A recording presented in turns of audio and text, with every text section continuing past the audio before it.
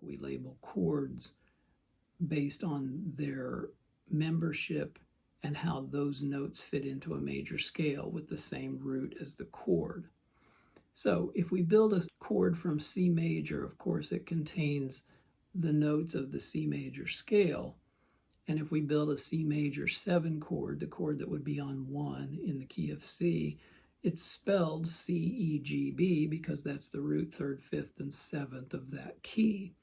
When we start to look at other constructions, not major 7, but dominant 7, minor 7, and minor 7 flat 5, we then alter those notes of the major scale to label the members of those other chords. So, in the key of C major, I have the notes C and E and G and B. Those are the members of a C major chord, members of a C major 7 chord, and they are all members of the C major scale with no alterations, root, 3rd, 5th, 7th. If I lower the 7, I call it a flat 7. So when we lower a note that's in the major scale, we lower it with the label flat. Occasionally you'll run into a key where lowering a note does not require a flat, but it requires a natural. So we're using the term flat as a generic term. So my major 7 chord is root, 3rd, 5th, 7. My dominant 7 chord is root, 3rd, 5th, flat 7. My minor 7 chord is root, flat 3, 5, flat 7. And my minor 7 flat 5 chord, root, flat 3rd, flat 5, flat 7. So using that, we can go up the neck, and we're basically, on each string, we are going through the members of the chords in order. So I'm going to put these first group of chords on the top 4 strings, and this is an F major 7 chord. Now if I go up this string, as I invert the chord, I'm going to go from root to 3rd to 5th to 7th. The next string starts on the 5th with this particular voicing. So as I go up that string, I'm going to go from the 5th to the 7th, to the root, to the 3rd. And each string is doing that, just walking through the notes of the chord in order. So it always goes root, 3rd, 5th, 7, root, 3rd, 5th, 7. Whichever one of those you're on, you move up to the next. So the chords, and I've diagrammed these on a PDF that you can download. On the PDF, you'll see that I've put 4 different colors for each chord, including the root position, which is always red, and then the subsequent inversions are blue, brown, and purple. So the F major 7 chord, that's the red chord on this diagram.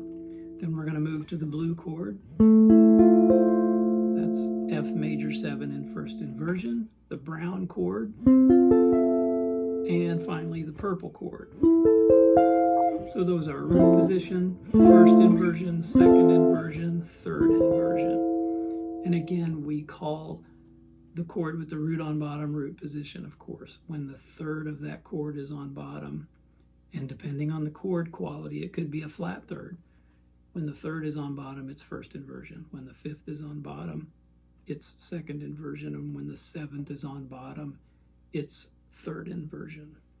If we go on, we lower the 7 to a flat 7.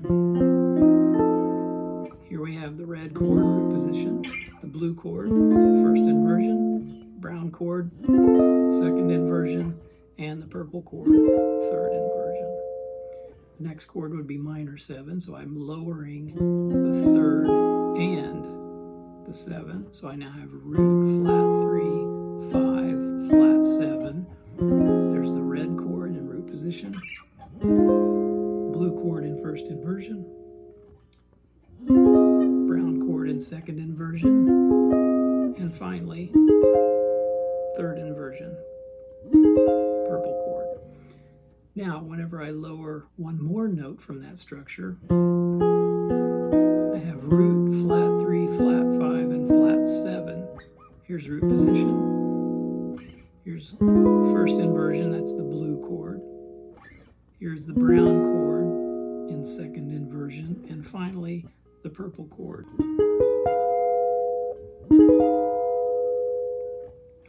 These chords in C major are rooted on the C fifth string, and we have root, third, fifth, and seventh of C major. This is the red chord, root position. Here's the blue chord in first inversion. That's the brown chord. That one's difficult for me to play. And finally, the purple chord in third inversion. Whenever I lower my 7 to a flat 7, this is C dominant 7 now, or C7. Here's the red chord in root position, blue chord first inversion, brown chord in second inversion, and the purple chord in third inversion. From the dominant 7, I lower the third, and now I have root, flat 3, 5, flat 7. I have the red chord, blue chord, first inversion, brown chord, second inversion, and finally the purple chord in third inversion. I take the minor 7 chord, lower the fifth, so now I have root, flat 3, flat 5, and flat 7. So here's my red chord, blue chord, first inversion, brown chord, second inversion, and the purple chord in third inversion. Now with the root on the 6th string, I'm skipping over the 5th string and voicing this chord 6th string, 4th string, 3rd string, 2nd string. And the voicing is root, 7, 3, and 5. If I lower the 7th,